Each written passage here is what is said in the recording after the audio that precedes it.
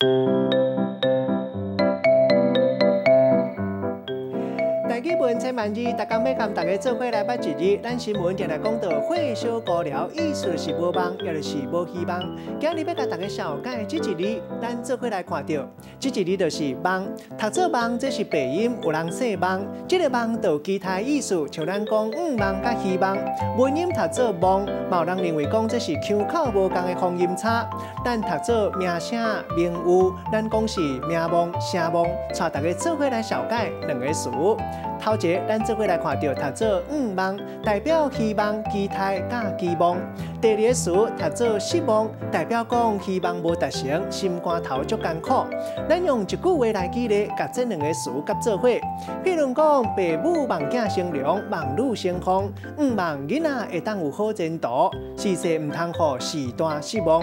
今日小解这一日梦，另外一个音读做梦，提供互大家来参考。